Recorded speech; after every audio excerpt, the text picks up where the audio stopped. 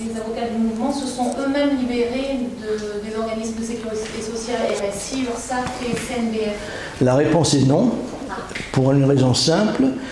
La première, c'est que les avocats sont comme les cordonniers, c'est toujours les plus mal chaussés. Bon, ils ne se défendent pas. Vous êtes avocate, j'imagine?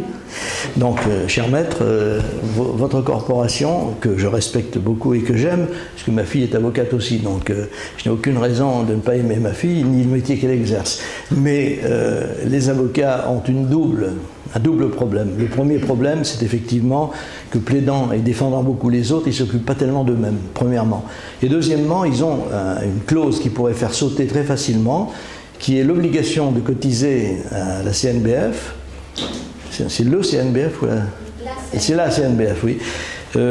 Faute de quoi, ils risquent de ne plus avoir l'autorisation d'exercer. Voilà.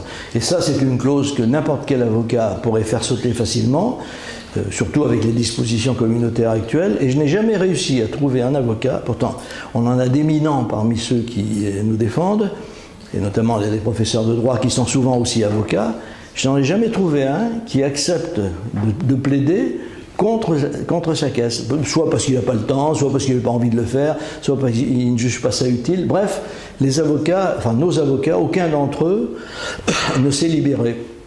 Ce qui ne les empêche pas de nous défendre avec beaucoup d'efficacité, mais le problème, c'est toujours la même chose, de même que les... Alors le problème n'est pas le même, mais les experts comptables, nous en avons un seul dans nos rangs. Alors maintenant, il y en a beaucoup plus. Depuis la vague de novembre, ils arrivent, on a même des huissiers de plus en plus, enfin, vraiment tout le monde vient maintenant. Mais pour les avocats, je ne me souviens pas non pas seulement parmi nos avocats, mais parmi les avocats que je peux connaître, de gens qui se soient libérés, ce qui n'enlève rien, naturellement, à la conviction qu'ils peuvent mettre dans la défense de nos adhérents. Mais la réponse est, hélas, négative.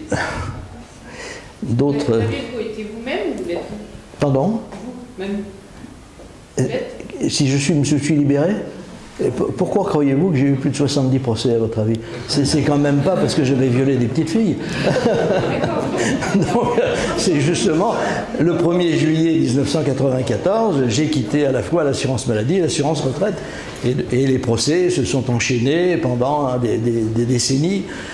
Voilà, je suis toujours là et je ne les ai pas payés. Bon, parce que je me suis battu. Mais je ne pouvais pas décemment prendre la tête de ce combat sans le faire moi-même. Je sais bien que la thèse chez les militaires, un des mots les plus fameux, c'est « en avant vous autres ».